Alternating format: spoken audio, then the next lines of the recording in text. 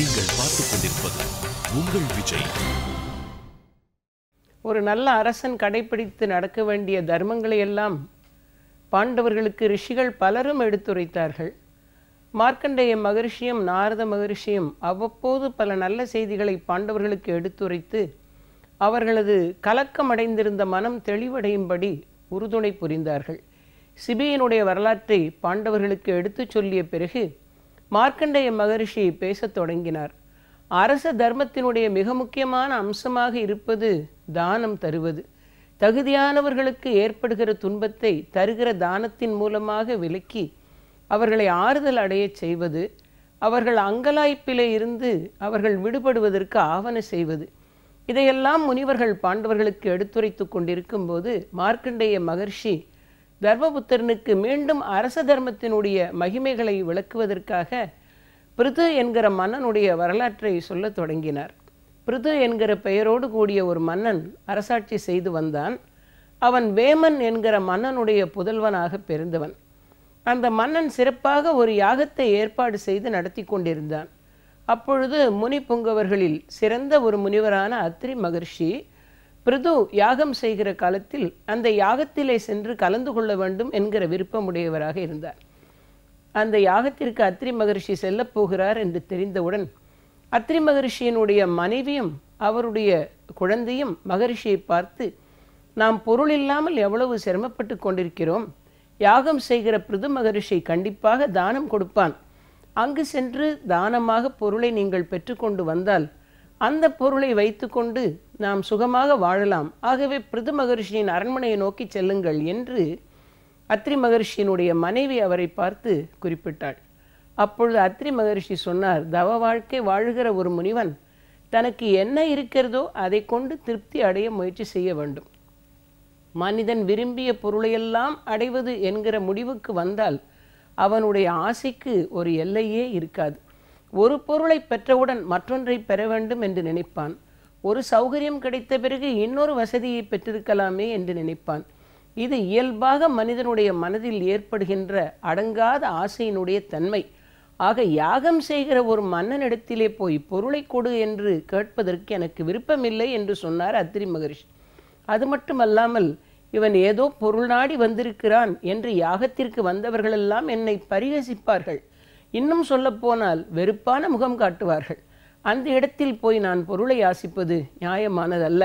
தவ வாழ்க்கை வாழ்கிற என்னோடு இணைந்து வாழ வேண்டிய நீயும் எளிமையாக இருக்கிறவற்றை பயன்படுத்தி வாழ்வதற்கு பழகி கொள்ள வேண்டும். அதில்தான் உண்மையான ஆனந்தமும் திருப்தியும் இருக்கிறது என்று மகர்ஷி அத்ரி மகர்ஷி தன் மனைவிக்கு எடுத்து உரைத்தார். ஆனால் அதை ஏற்றுக்கொள்வதற்கு அந்த பெண்மணிக்கு விருப்பமில்லை. அவள் சொன்னாள், இவைகளெல்லாம் நடைமுறை வாழ்க்கைக்கு சரிப்பட்டு வராது. தேவைகளை பூர்த்தி செய்வதற்கு பதிலாக அவைகளெல்லாம் தேவைகளாகவே இருப்பதற்குரிய காரண காரியங்களை கற்பித்து கொண்டிருந்தால் ஒரு நாளும் வாழ்க்கையில் சுகம் ஏற்படாது. எனக்கு தேவையான பொருளை எப்படியாவது சென்று பெற்று வாருங்கள் என்று அத்ரி மகரிஷியின் மனைவி சொன்னாள். வேறு வழி இல்லாமல் விருப்பமில்லாதவராக இருந்தும் அத்ரி மகரிஷி யாகம் நடக்கிற இடத்தை தேடி வரவேண்டிய நிலைமைக்கு ஆட்பட்டார். மகரிஷியை பார்த்தவுடன் வழக்கம் போல் பிருது மன்னன் வரவேற்றான். யாகத்திலே கலந்து கொண்டார் அத்ரி மகர்ஷி. சிறப்பாக அந்த யாகம் நடைபெற்றது. யாகமெல்லாம் நிகழ்ந்து முடிந்த பிறகு அத்ரி மகரிஷி அந்த பிருது மன்னனை புகழத் தொடங்கினார். அவர் சொன்னார், மன்னவா, உன்னை போல் தகுதி மிகுதியுடைய மன்னர்களை இந்த பூமியில் பார்ப்பது மிகவும் அரிது. நன்னடத்தையிலும் ஒழுக்கத்திலும் தியாகத்திலும் சிறந்த ஒரு உத்தமமான மன்னனாக இந்த உலகம் உன்னை போற்றி கொண்டிருக்கிறது. நீதான் மன்னர்களில் சிறந்தவன் என்று நான் கருதுகிறேன் என்ற அத்ரி மகரிஷி அந்த மன்னனை புகழ்ந்தார்.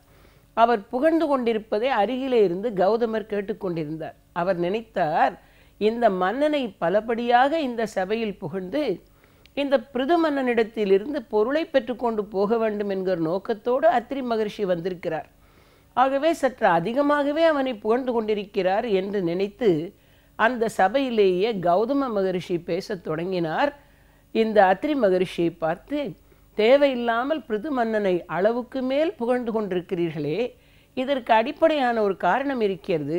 யாரை புகழ்ந்தாலும் புகழ்ச்சியில் விருப்பமில்லை என்று சொல்லுகிறவர்களின் அடிமனம் கூட தன்னை யாராவது புகழ்கிற போது சந்தோஷப்படுகிறது.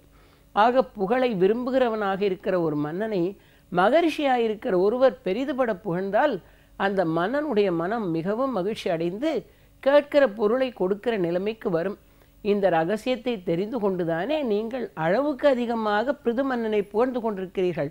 பொருளை நாடி வந்து இந்த மன்னனை புகழ்கிற நீங்கள் உலகத்திலேயே இவன்தான் தலை சிறந்த மன்னன் என்று சொன்னீர்களே, அதை நான் ஆட்சேபிக்கிறேன் என்றார் கௌதம மகரிஷி. நீர் மதிநுட்பம் இல்லாதவர், பகுத்து உணரக்கூடிய திறமை இல்லாதவர், ஆகவேதான் ஒட்டுமொத்தமாக இவன்தான் தலை சிறந்த மன்னன் என்று சொல்லிவிட்டீர்.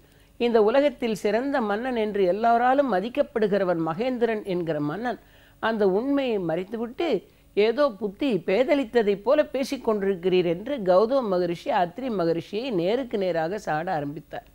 சபையில் இருந்தவர்கள் எல்லாம் பார்த்து கொண்டிருந்தார்கள். அத்ரி மகரிஷிக்கு என்ன செய்வதென்று தெரியவில்லை. உடனே அவரும் பதிலுக்கு பேசத் தொடங்கினார். எனக்கொன்றும் மதிமயக்கம் இல்லை, நீதான் மதிமயங்கி போயிருக்கிறாய், உமக்குத்தான் புத்தி பேதலித்திருக்கிறது, நான் உண்மையைத்தான் சொல்லி கொண்டிருக்கிறேன், ஏதோ பொருளை நாடி வந்து பிதற்றுவதாக பேசிக்கொண்டிருப்பது தவறு என்று அவரும் பதில் சொல்லத் தொடங்கினார். ஆக இரண்டு முனிவர்களும் யாகம் நடந்த இடத்தில் இப்படி காரசாரமாக வாக்குவாதம் பண்ணி கொண்டிருப்பதை எல்லோரும் பார்த்து கொண்டிருந்தார்கள். அதற்கு பிறகு அந்த சபையில் இருந்தார் சனத்குமாரர். அவர் பார்த்தார், இந்த இரண்டு பேருடைய பேச்சையும் ஒரு முடிவுக்கு கொண்டு வர வேண்டுமென்றால் அந்த விவாதத்தை ஒரு முடிவில் நிறுத்துவதற்காக சனத்குமாரர் இடையிலே புகுந்து, ஒரு உண்மையான அரசனுடைய லட்சணங்கள் என்ன என்பதை நான் சொல்லுகிறேன் கேளுங்கள், இந்த லட்சணங்களின்படி எந்த ஒரு மன்னன் இருக்கிறானோ அவனே சிறந்த அரச தர்மத்தை கடைபிடிப்பவன் என்று வைத்துக் கொள்ளுங்கள் என்று இந்த வாக்குவாதத்தை முடித்து வைப்பதற்காக அரச தர்மத்தை பற்றி சனத்குமாரர் பேசத் தொடங்கினார். ஒரு அரசனுக்கு தன் உடம்பில் இருக்கிற உயிரை காட்டிலும் மேலானதாக இருக்க வேண்டியது அவன் கடைபிடித்து நடக்க வேண்டியதாக இருக்கிற தர்மம். இந்த பூமியில் வாழக்கூடிய மனிதர்கள் ஒரு கால எல்லை வரைக்கும் இந்த பூமியில் வாழ்வார்கள். பிறகு யாராயிருந்தாலும் இந்த பூமியை விட்டு ஆயுளை முடித்து கொண்டு புறப்பட்டு விடுவார்கள். ஆனால் ஒரு மன்னன் கட்டி காப்பாற்றிய தர்மமானது அவன் காலத்தோடு முடிந்து போவதில்லை. அவனுடைய சந்ததியையும் வாழ வைத்து அவர்களையும் தர்ம வழியில் நிற்க வைப்பதற்கு வழிகாட்டியாக இருக்கிற தர்மம் அரச தர்மம்.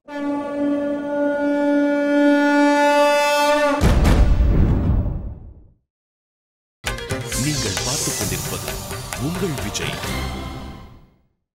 ஒரு மன்னனானவன் சத்திரிய தேஜஸோடு இருக்க வேண்டும் என்பது மிகவும் முக்கியமானது. அதே நேரத்தில் அவனுக்கு பிரம்ம தேஜஸும் இருக்க வேண்டும். அவன் போர் செய்ய வேண்டும், வீரமுடையவனாக இருக்க வேண்டும், தன் பரிஜனங்களை காப்பாற்ற வேண்டும், பகைவர்களை சிக்ஷிக்க வேண்டும், தீமையை தண்டிக்க வேண்டும், நல்லனவற்றை ஊக்குவிக்க வேண்டும். இப்படிப்பட்ட சத்திரிய தேஜஸ் அவனுக்கு இருக்க வேண்டும். அதே நேரத்தில் ஞானிகளையும் அறிஞர்களையும் மதித்து நடக்கின்ற பிரம்ம தேஜஸும், தெய்வத்தின் மேல் நம்பிக்கை உடையவனாகவும் நல்லவர்களை நாடக்கூடியவனாகவும் நல்ல சிந்தனை உடையவனாகவும் பிரம்ம தேஜஸ் உடையவனாகவும் ஒரு மன்னன் இருக்க வேண்டும். நெருப்பு எரிந்து கொண்டிருக்கிறது, அது நன்றாக சுடர்விட்டு எரிவதற்கு காற்று அனுசரணையாக இருந்தால் காற்று அக்னியோடு சேருகிற போது நன்றாக கொழுந்து விட்டு அக்னி எரிய ஆரம்பிக்கிறது. அதுபோலத்தான் சத்திரிய தேஜஸோடு பிரம்ம தேஜஸ் இணைந்திருந்தால் காற்றும் நெருப்பும் இணைந்ததைப் போல ஒரு மன்னன் பிரகாசிக்க தொடங்குவான். அவன் ஈடு இணையில்லாத மன்னன் என்று உலகத்தவரால் போற்றப்படுவான். உயிரை காட்டிலும் மேலானதாக அவன் தர்மத்தை கருதி வாழக்கூடியவனாக இருப்பான். இன்னார் எனக்கு வேண்டியவர்கள், ஆகவே இவர்கள் விஷயத்தில் நீதியை கொஞ்சம் அழைத்து கொள்ளலாம் என்று நினைக்காதவனாக, இன்னார் எனக்கு வேண்டாதவன், ஆகவே இவனுக்கு கடுமையான முறையில் நீதி பிரயோகம் பண்ணப்பட வேண்டும் என்று நினைக்காதவனாக, பகைவனோ நண்பனோ உற்றானோ அயலானோ நீதியை நீதியாக செய்கின்ற ஒரு நேர்மை மனம் படைத்தவனாக ஒரு மன்னன் இருப்பான் என்றால் அவன் உண்மையாகவே பிரம்ம தேஜஸ் உடையவனாக இருப்பான். எவ்வளவு தானம் செய்தாலும் நான் நிரம்ப கொடுத்திருக்கிறேன் என்கிற எண்ணம் இல்லாதவனாக, தன்னுடைய வலது கையால் கொடுப்பது இடது கைக்கு தெரியாமல் கொடுக்கிற ஒரு மன்னனாக, தானம் கொடுப்பதன் மூலமாக பெருமையை தேடாதவனாக இருக்கிற ஒரு மன்னன் சிறந்த அரச தர்மத்தை கட்டி காப்பாற்றக்கூடியவனாக இருப்பான். எந்த ஒரு செயலை செய்தாலும் இதற்கு பிரதிபகாரமாக எனக்கு என்ன கிடைக்கும் என்று சிந்தித்து பார்க்காமல் தர்மத்திற்காகவே தர்ம வழியில் நிற்கிறவன் அவனே உன்னதமான மன்னன். இப்படி நேர்மையும் நியாயமும் நீதியும் தர்மமும் உணர்ந்தவனாக வீரமுடைய ஒரு மன்னன், அறிவில் சிறந்த ஒரு மன்னன், நியாயம் தெரிந்த ஒரு மன்னன் இருப்பான் என்றால் அவனுடைய மகிமைக்காகவே அந்த தேசத்தில் ஒழுங்காக மழை பெய்யும், பயிர் பச்சைகள் சிறப்பாக விளையும், விலங்குகள் கூட ஒன்றோடு ஒன்று பகைத்து கொள்ளாமல் ஆதரவாக இருக்கும், மக்கள் அமைதியாகவும் அன்போடும் வாழ்வார்கள். இப்படிப்பட்ட அரச தர்மத்தை கட்டி காப்பாற்றுகிறவன் தான் நேர்மையான ஒரு மன்னன். ஆக அரச தர்மம் என்பது ஒரு சாதாரண விஷயம் அல்ல. அரியாசனத்தில் இருந்து கொண்டு பொழுதை போக்கிக் கொண்டிருப்பவனும் சுகங்களை அனுபவித்துக் கொண்டிருப்பவனும் ஒரு மன்னன் என்று ஏற்றுக்கொள்ள தகுந்தவன் அல்லன். ஒரு மன்னனுக்கு தன் சுகபோக வாழ்க்கையை விட மிகவும் முக்கியமானது தன்னுடைய பரிஜனங்கள் மகிழ்ச்சியாகவும் அமைதியாகவும் அன்பாகவும் வாழ்வதற்கு வழிவகை செய்வது. தன்னுடைய முன்னோர்கள் கட்டி காப்பாற்றிய தர்மம் நஷ்டப்படாமல் அதை பேணி நிலைநிறுத்துவது. இப்படிப்பட்ட பண்புகளில் ஒரு மன்னன் தன்னை நிலைநிறுத்தி கொண்டான் என்றால் அவன்தான் உத்தமமான அரசன் என்று உலகத்தவரால் பலகாலம் போற்றப்படுவான் என்று சனத்குமாரர் அரச தர்மங்களை எல்லாம் எடுத்து சொல்லி ஒருவருக்கொருவர் மாறி மாறி தங்களது வார்த்தைகளால் பகைத்து கொண்ட கௌதம மகரிஷியும் அத்திரி மகரிஷியும் அமைதிப்படுத்தினார். இந்த வரலாற்றை பாண்டவர்களுக்கு எடுத்து சொல்லி மார்க்கண்டேய மகர்ஷி ஒரு மன்னன் எப்படி இருக்க வேண்டும் என்கிற அரச தர்மத்தை பாண்டவர்கள் உணரும்படியாக செய்தார். ஆக தேரில் ஒருவர்தான் செல்ல வேண்டும் சொர்க்கத்திற்கு என்று இருந்தால் சிபி என்கிற ஒரு மன்னன் தான் போக முடியும். அவன்தான் பிரதிபலன் கருதாமல் தானம் கொடுத்தவன் என்று பாண்டவர்களுக்கு தானத்தினுடைய மகிமையை பற்றியும் எடுத்து சொல்லி அரச தர்மத்தினுடைய பல கோணங்களையும் பாண்டவர்கள் உணரும்படியாக பிருது என்கிற மன்னனுடைய வரலாற்றையும் மார்க்கண்டேய மகர்ஷி பாண்டவர்களுக்கு மிக அழகாக எடுத்து சொன்னார். பாண்டவர்களுடைய மனம் இந்த வரலாறுகளை எல்லாம் கேட்கிற போது எந்தெந்த அரசர்கள் என்னென்ன துன்பங்களை சந்தித்தார்கள், அவர்களும் அந்த துன்பங்களிலிருந்து எப்படி விடுபட்டு வந்தார்கள், வாழ்க்கையினுடைய மேடு பள்ளங்கள் எப்படி இருந்தாலும் தாங்கள் செய்கிற தர்மத்தில் எப்படி விடாப்பிடியான நம்பிக்கை உடையவர்களாகவும் வைராகிய சீலர்களாகவும் மன்னர்கள் இருந்திருக்கிறார்கள் என்பதையெல்லாம் பாண்டவர்கள் தெரிந்து கொண்டார்கள். லோமச மகரிஷி பாண்டவர்களை அழைத்து கொண்டு பத்ரிகாசிரமத்திலிருந்து மீண்டும் புறப்பட்டு வடதிசையை நோக்கி அவர்களை அழைத்து கொண்டு சென்றார். அங்கேயும் பார்க்கிற நதி தீரங்களிலெல்லாம் பாண்டவர்கள் நீராடி மகிழ்ந்தார்கள். அவர்கள் சென்று கொண்டிருக்கிற வழியில் அழகான ஒரு வனப்பகுதி, அந்த பகுதியை காட்டிய லோமச மகரிஷி சொன்னார், இந்த பகுதியை பற்றி தெரிந்து கொள்ள வேண்டும் என்றால் மிகவும் புகழுடையவராக இருக்கிற ரிஷ்யசிருங்க மகரிஷி இந்த இடத்தில்தான் வாழ்ந்து வந்தார் என்று அந்த ரிஷ்யசிருங்கர் வாழ்ந்த பூமியை பாண்டவர்களுக்கு அடையாளம் காட்டினார் லோமச முனிவர். ரிஷ்யசிருங்கருடைய வரலாற்றையும் நாங்கள் கேட்க விருப்பமாயிருக்கிறோம் என்று தர்மபுத்திரன் சொன்னான். அப்பொழுது லோமச மகரிஷி சொன்னார், விபாண்டகர் என்று அழைக்கப்பட்ட ஒரு மகரிஷி, அவருடைய புத்திரராக பிறந்தவர்தான் ரிஷ்யசிருங்கர் என்று அழைக்கப்பட்ட முனிவர். விபாண்டக மகரிஷி தன்னுடைய புதல்வனை ஆசிரமத்தில் வைத்து வேதங்களை எல்லாம் அவனுக்கு கற்றுக் கொடுத்து அந்த காட்டில் அருமையான தனிமையை அனுபவிக்க செய்து எந்த விதமான இடையீடும் இல்லாமல் தெய்வத்தை தியானம் செய்து கொண்டு வேதத்தை அத்தியனம் பண்ணி கொண்டு இயற்கை சூழலை ரசித்து கொண்டு வனத்தில் தனிமையாக வாழ்ந்து கொண்டிருக்கிற ஒரு வாழ்க்கையைத்தான் தன் மகனான ரிஷ்யசிருங்கருக்கு விபாண்டகர் அறிமுகம் செய்திருந்தார். ஆகவே அடர்ந்த வனத்தில் வாழ்ந்து வந்த ரிஷ்யசிருங்கருக்கு தன்னுடைய தந்தையை தவிர வேறு யாரையுமே தெரியாது. இன்னும் சொல்லப்போனால் அவர் பெண்களையே கண்ணால் பார்த்ததில்லை. பெண்கள் எப்படி இருப்பார்கள் என்பதே ரிஷ்யசிருங்க மகரிஷிக்கு தெரியாது. ஆக கட்டுப்பட்டியாக தகப்பனாருடைய கட்டுப்பாட்டுக்குள் வனத்தில் மிருகங்களை மட்டும் பார்த்து கொண்டு தன் தந்தையை பார்த்து கொண்டு வேத அத்தியாயனம் பண்ணி கொண்டு ஒரு எளிமையான வாழ்க்கையை அந்த விபாண்டக மகரிஷியினுடைய ஆசிரமத்தில் நிகழ்த்தி கொண்டிருந்தவர் தான் ரிஷ்யசிருங்கர். மிகவும் அபூர்வமான சக்தி படைத்த ஒரு புதல்வன் விபாண்டக மகரிஷிக்கு ஒரு முனிபுத்திரனாக வந்து அவதாரம் செய்த ரிஷ்யசிருங்க மகரிஷி அங்க தேசத்தை அந்த காலத்தில் அரசாட்சி பண்ணி கொண்டிருந்தான் ரோமபாதன் என்று அழைக்கப்பட்ட மன்னன்.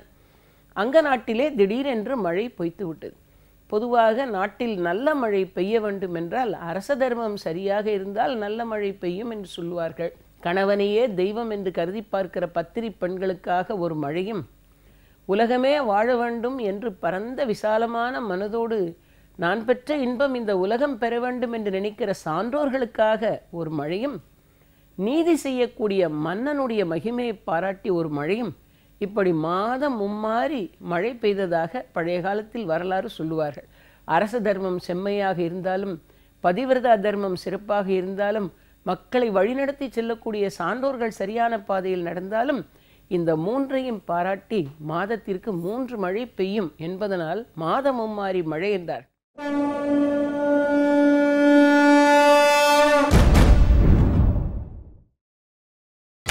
நீங்கள் பார்த்துக் கொண்டிருப்பது உங்கள் விஜய். அரச தர்மம் செம்மையாக இருந்தாலும் பதிவிரதா தர்மம் சிறப்பாக இருந்தாலும் மக்களை வழிநடத்தி செல்லக்கூடிய சான்றோர்கள் சரியான பாதையில் நடந்தாலும் இந்த மூன்றையும் பாராட்டி மாதத்திற்கு 3 மழை பெய்யும் என்பதனால் மாதமும் மாறி மழை என்றார். அதுவும் ஒரு திங்களில் 3 நாட்கள் சேர்ந்தது போல் மழை பெய்துவிட்டு ஏனைய நாட்கள் மழை பெய்யாமல் இருக்கின்ற நிலைமையை சொல்லாமல் 9 நாளைக்கு ஒரு முறை மழை, ஒரு மாதத்தில் ஒரு நாள் மழை பெய்தால் 9 நாள் கழித்த பிறகு மீண்டும் ஒரு மழை, இப்படி 9 நாள் இடைவெளியில் ஒரு மழை என்று ஒரு மாதத்தில் 3 முறை மழை பெய்வதாக இருந்தால் அந்த நாட்டில் திங்கள் மும்மாறி பெய்தால் திருவளம் வளரும், செங்கோல் நன்கினிது மன்னன் ஆழ்வான், நாடெல்லாம் விளையும் என்று சொல்வார்கள். மன்னன் அருமையாக அரசாட்சி செய்வான், பதிவர்தா தர்மம் சிறப்பாக இருக்கும், சான்றோர்கள் மக்களுக்கு நல்ல வழி காட்டுவார்கள், நாடெல்லாம் நல்லபடி விளையும், கழனிகளெல்லாம் தானியங்களால் குவிந்திருக்கும், நீர்நிலைகளெல்லாம் தண்ணீரால் நிறைந்திருக்கும், மயில்களெல்லாம் தோகையை விரித்து ஆடுகிற பசுஞ்சோலைகளும் பறவைகளெல்லாம் உல்லாசமாக பறந்து திரிகிற ஆகாச வான்வழியுமாக கார்முகிலும் தென்றலும் சோலையும் கழனியுமாக செழிப்போடு அந்த பூமி காட்சி அளிக்கும் என்று நம்முடைய நூல்களெல்லாம் குறிப்பிடுகிறது. ஆக மழை வராமல் போனால் அரச தர்மத்தில் ஏதோ பாதிப்பு ஏற்பட்டு விட்டதோ, நியாயம் நீதி தவறி விட்டதோ, தர்மம் தவறி மன்னன் நடந்து விட்டானோ, இல்லை மக்களுக்குத்தான் தர்மத்தின் மேல் நம்பிக்கை இல்லையோ, இப்படியெல்லாம் ஏராளமான ஐயப்பாட்டுக்குரிய கேள்விகள் எழுப்பப்படும். அங்க நாட்டிலே மழை பொய்த்து போனது, குடிப்பதற்கும் தண்ணீர் இல்லாத இக்கட்டான சூழ்நிலை, பறவை பட்சிகளெல்லாம் சிரமப்பட்டது, பிராணிகளெல்லாம் துன்பப்படுகிறது, கழனிகள் விளைவதற்கு வாய்ப்பில்லை. மன்னன் கவலையோடு இருந்தான். நாட்டில் பஞ்சம் தலைவிரித்து ஆடுகிற சூழ்நிலை ஏற்பட்டால் மன்னனை மக்கள் குறை சொல்லுவார்கள். என்ன செய்வதென்று தெரியாமல் அங்கலாய்த்து போனான் ரோமபாதன் என்கிற மன்னன். இந்த பஞ்சத்தை தீர்ப்பதற்கு வேறு வழி தெரியவில்லையே என்று அந்த மன்னன் சொல்லும்போது அந்த மன்னனிடத்தில் இருந்த அந்தணர்கள் சொன்னார்கள், மன்னவா கவலைப்படாதீர்கள், விபாண்டக மகரிஷி என்று ஒரு மகரிஷி வனத்தில் வாசம் பண்ணி கொண்டிருக்கிறார். அவருக்கு ஒரு புத்திரர் ரிஷ்யசிருங்கர் என்கிற ஒரு புதல்வர் இருக்கிறார். அந்த ரிஷ்யசிருங்கர் என்கிற முனிவரை அழைத்து கொண்டு வந்தால் மிகப்பெரிய தவசீலர், வேத அத்தியாயனம் பண்ணக்கூடிய சுத்தமான ஒரு பிரம்மச்சாரி, அவரை அழைத்து கொண்டு அங்க தேசத்திற்கு வந்தால் அந்த மகரிஷியினுடைய அந்த ரிஷ்யசிருங்கருடைய பாதம் இந்த பூமியில் பட்ட மாத்திரத்தில் ஆகாசத்திலிருந்து மழை வர்ஷிக்க தொடங்கிவிடும். நல்லார் ஒருவர் உழறேல் அவர் பொருட்டு எல்லாருக்கும் பெய்யும் மழை என்று சொன்னார்கள்.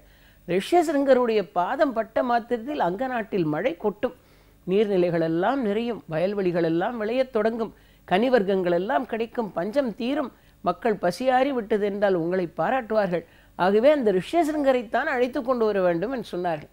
ரிஷ்யசிருங்க மகரிஷி வனத்தில் வாசம் பண்ணி கொண்டிருக்கிறார். விபாண்டகர் என்கிற அவருடைய தந்தையாரும் இருக்கிறார். இந்த நாட்டை நோக்கி அழைத்து கொண்டு வருவது எப்படி சாத்தியப்படும் என்று மன்னனுக்கு ஒன்றும் புரியவில்லை. உடனே ரோமபாத மன்னன் தன்னுடைய ஆலோசகர்களை எல்லாம் வைத்து அந்த மகரிஷியை அழைத்து கொண்டு வருவதற்கு என்ன செய்யலாம் என்று சிந்திக்க தொடங்கினான். அப்பொழுது அந்த அந்தணர்கள் சொன்னார்கள், வேறு வழியில்லை, நம்முடைய அரண்மனையில் இருக்கக்கூடிய பெண்களில் அழகானவர்களாக இருக்கிற ஆடல் மகளிர் கொஞ்சம் பேரை தேர்ந்தெடுத்து அவர்களையெல்லாம் காட்டுக்கு அனுப்பி அவர்களை வைத்து விபாண்டகருடைய புத்திரரான ரிஷ்யசிருங்க மகரிஷியை கொஞ்சமாவது மயக்கமடைய செய்து அப்படியே ஆடி பாடி அவரை மெல்ல மெல்ல அழைத்து கொண்டு நேராக நம் தேசத்திற்கு வருவதற்கு ஏதாவது ஏற்பாடு செய்தால்தான் உண்டு, இல்லையானால் அவரை அழைத்து கொண்டு வர இயலாது என்றார்கள். மன்னன் பார்த்தான், அதற்கு உடன்பட்டான். இருந்தாலும் மன்னனுக்கு மனதிற்குள் ஒரு அச்சம் இருந்தது. இப்படிப்பட்ட ஒரு திட்டத்தை அங்கதேச மன்னனாக இருக்கிற ரோமபாதன் பலரையும் கலந்து ஆலோசித்து இப்படி ஒரு திட்டம் போட்டிருக்கிறான் என்று தெரிய வந்தால் விபாண்டகர் சினப்படுவாரே என்கிற எண்ணம் ஒரு பக்கம் இருந்தது. ஆனாலும் மற்றொரு பக்கத்தில் ஏதாவது ஒரு உபாயத்தை கையாண்டாலாவது இந்த தேசத்தில் மழை பெய்யாதா, பஞ்சம் தீராதா என்கிற ஆதங்கம் இன்னொரு பக்கத்தில் இருந்தது.